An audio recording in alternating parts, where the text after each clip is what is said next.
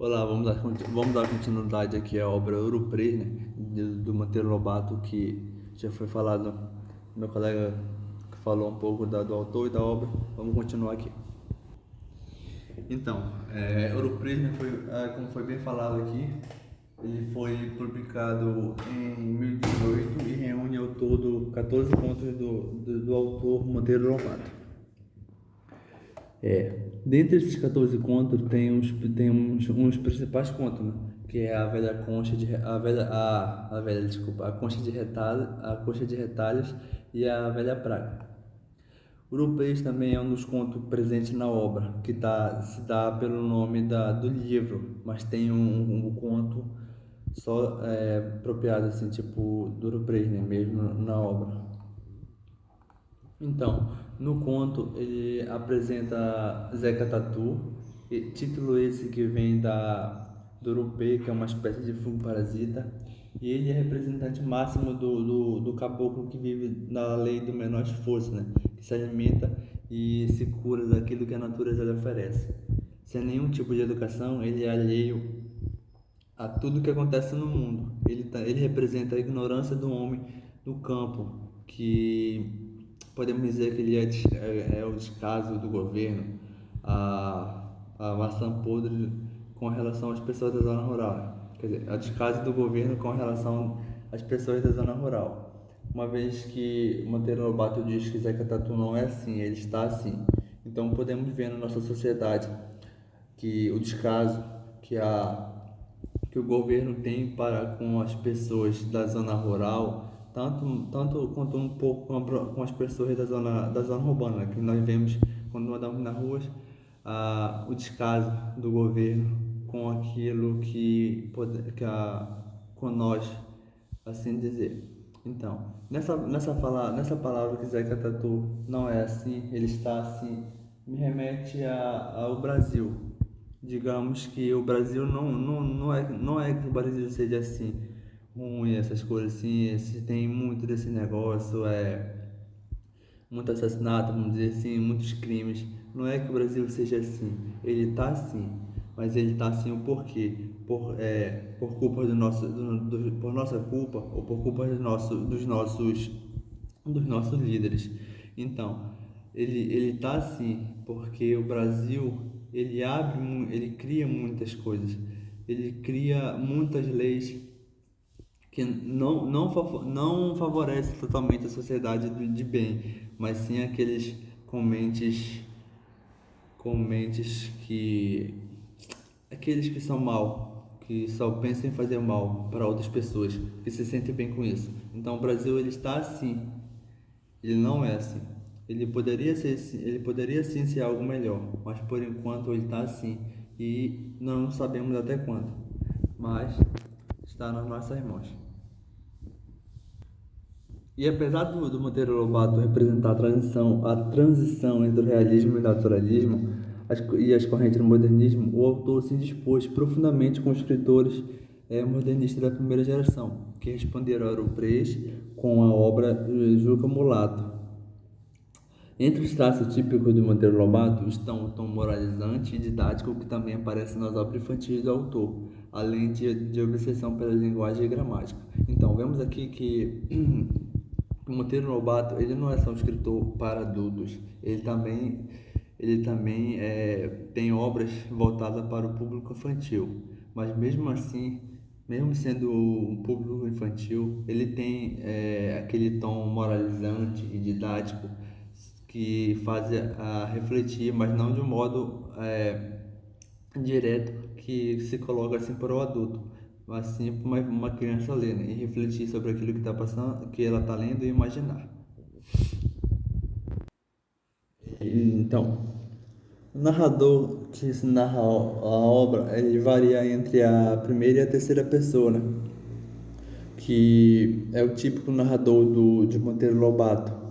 É aquele que é chamado contador de causos, que é um personagem que ouviu a história e está reproduzindo. Esse é o tipo de narrador que Monteiro Lobato que está presente nas obras de Monteiro Lobato. Então vamos aqui para mais adentro, para a obra do próprio Preto. Monteiro Lobato ele apresenta o homem como produto do meio e utiliza traços do expressionismo alemão para compor muito de seus personagens europeus, incluindo o Caboclo, né, o nosso personagem principal. Dentro da estética expressionista, o mais evidente é que é o Boca Torta, criatura grotesca apresentada em um dos contos do livro, semelhante ao Corcunda de Notre Dame. Tem tipo oportunista, como malandro vigarista, estão presentes no conto também,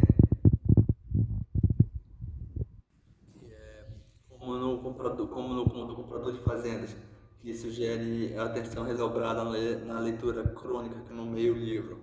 Mas é preciso compreender muito bem o contexto histórico-social brasileiro do período a que pertenceu Monteiro Lobato, pois o autor está intimamente relacionado a ele. Conhecemos muito bem aquela época, aquele tempo, né?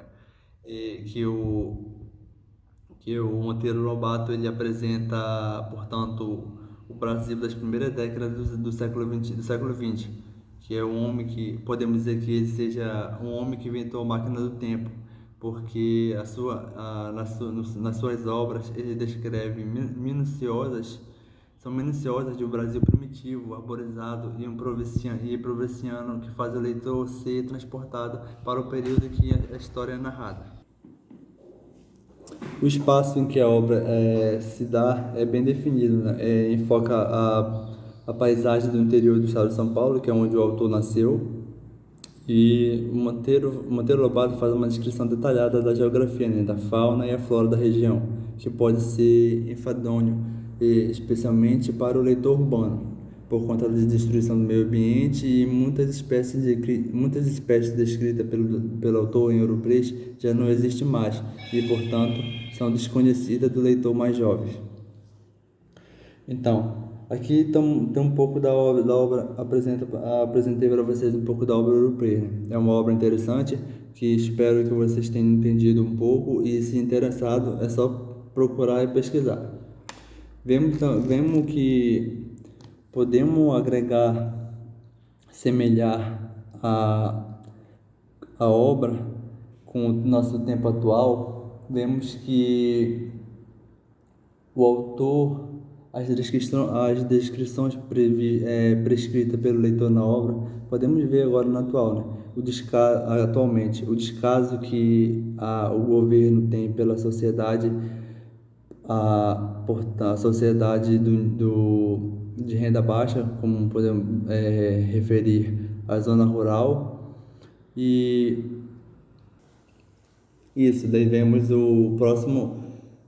O máximo que a gente pode ver do descaso do governo com a sociedade em si, não só perante a zona rural, mas a zona urbana também, como podemos ver pessoas de bens sendo tratadas como lixos, até mesmo mais na zona rural também, né? As pessoas são tratadas como, são deixadas ao léu, ao beleléu, vamos dizer assim. Ninguém se interessa e principalmente do governo é o povo que mais são deixados de lado, o pessoal da zona rural, mas é o que mais recebe atenção durante a eleição. Então, eu lendo a obra me refere muito a isso, porque Monteiro Lobato ele explica, ele fala como faz nos imaginar como o povo era naquela época, né, nos meados do século XX, como era o descaso daquela época. E não muda muita coisa, muda um pouco referente ao nosso próprio governo do século XXI, mas continua o mesmo contexto. O governo se contrapõe à sociedade, suga o máximo que pode dos seus cidadãos e depois simplesmente descarta como se fosse jogar um papel velho usado no lixo. E então, isso que eu quis passar para vocês, nós do grupo quisemos passar para vocês. Espero que vocês tenham entendido e qualquer coisa, só pesquisar a obra. Monteiro Lobato ele foi um ótimo escritor, o primeiro que se levantou contra as escritoras, as editoras, que na época não existia editora, o Brasil não existia editora própria, por isso que metade das obras criadas no brasileiros eram restritas porque elas não eram impressas no Brasil e elas tinham que ir para o exterior para serem impressas e enviadas novamente para o Brasil. E muitas dessas obras não voltavam, pois continha personagem, continha muitas palavras que não eram aceitas pelo governo da época, né? Que não podia, que podia incitar algum levante que pudesse fazer o Brasil se tornar independente. Então é isso. Muito obrigado e bom dia.